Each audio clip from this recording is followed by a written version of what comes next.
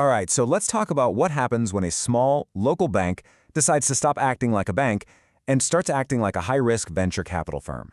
Today, we're digging into the first U.S. bank failure of the year, and it is a wild story. It's all about a small Chicago bank that decided to play a high-stakes game it had no business being in. This is a huge cautionary tale for anyone trying to understand risk in our financial system. Let's get right into it. And this quote, man, it just hits the nail on the head. This is the whole story in one sentence. On the outside, Metropolitan Capital looked like your average community bank. But under the hood, they were taking the kind of gambles you'd expect from a Wall Street hedge fund, not a place where people keep their life savings. And that disconnect, well, that's what brought the whole house of cards down. So here's the main event. A bank with more than $250 million in assets just gets shut down by regulators. But what's really interesting here is that it didn't fail for the usual reasons, like a bunch of bad home loans. Nope. It failed because it made a series of incredibly risky, almost reckless bets. So the big question is, how on earth did they get here? The bank's failure really boils down to three specific high-risk strategies. You can think of them like the legs of a very unstable stool. And as you know, with a three-legged stool, if just one leg gets wobbly, the whole thing comes crashing down. Okay, so get this. The first big bet was on a super high-tech golf league, one that was co-founded by Tiger Woods and Rory McIlroy. Sounds cool, right? But the bank wasn't just investing. It was lending money to other people to buy into the league, and they were using a very, very sketchy type of loan to do it. So what in the world is a secured stock loan? It sounds complicated, but the idea is actually pretty simple and terrifying.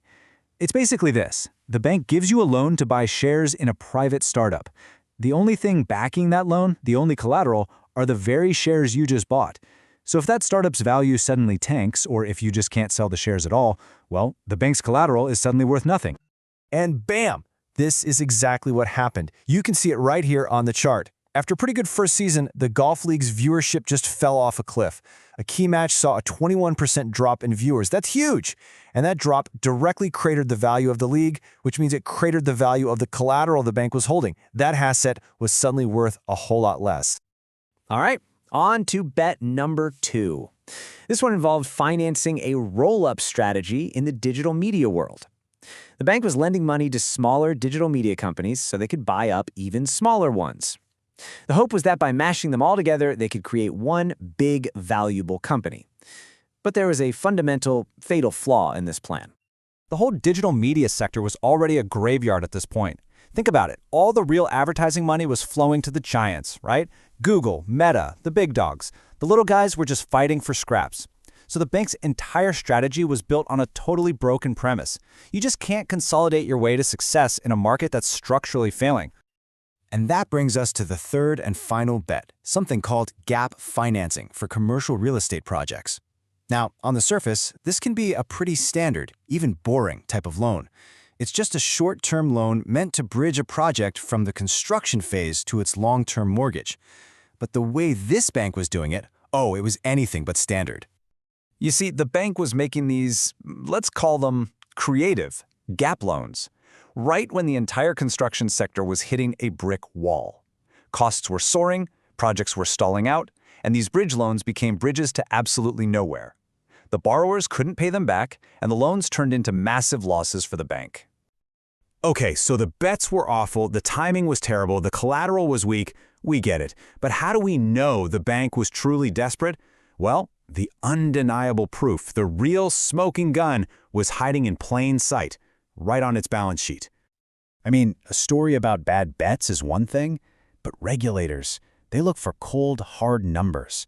So where was that number? What was the definitive proof in the financials that signaled this bank was in a death spiral? Well, it all comes down to one single shocking number. 16.5%. That's it. This is the number that told regulators everything they needed to know. It's a measure of just how much trouble the bank was really in, and it's a crystal clear sign of extreme financial stress. So let's put that number in context, because it's a big one. Healthy banks fund themselves with our deposits, right? Stable, normal customer money. But Metropolitan Capital was borrowing 16.5% of its entire balance sheet from the Federal Home Loan Bank system, which is basically a lender for other banks. That is a massive red flag. It means the bank couldn't attract normal deposits, so it had to go get emergency funding just to keep the lights on. So the bank fails. Regulators step in. What happens next? Let's take a look at the fallout and also a really weird point of confusion in the market that this whole mess created. Now, this is really important, especially if you're an investor. The bank that failed, Metropolitan Capital Bank, was a private company. But there's a completely different publicly traded company with a very similar name and the stock ticker MCB. In all the chaos after the failure, you can bet that trading algorithms and some investors got the two confused, causing all sorts of headaches for the wrong company.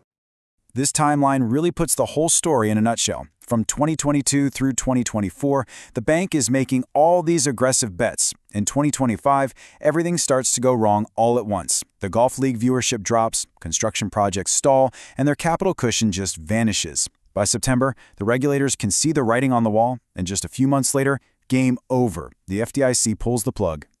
So who actually paid the price for all of this? Well, the good news first, depositors were fully protected by federal insurance. They lost nothing.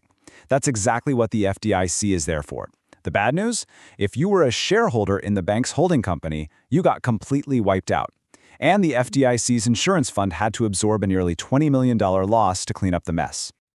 Now, this whole story isn't just about one bank's spectacular failure. It's a case study with some really critical lessons for all of us. So what are the key takeaways? We've distilled them into 5 red flags you can use to check out the health of any bank. All right, here they are. First, heavy borrowing from the FHLB system, just like we saw. If a bank is borrowing more than 10% of its assets, you should ask why. Second, concentration risk. Are they putting way too many eggs in one risky basket? Third, lending against illiquid assets, stuff that can't be sold easily in a pinch. Fourth, relying on hot money deposits that could vanish overnight. And fifth, a shrinking capital base. That's the safety cushion. These were all blinking red lights at Metropolitan Capital months before it finally collapsed. And that brings us to our final thought here. When a bank starts marketing itself as innovative or tech-forward, it is absolutely crucial to ask what that really means. Are they actually finding smarter ways to manage risk? Or are they just running a casino with depositor money? Metropolitan Capital learned the hard way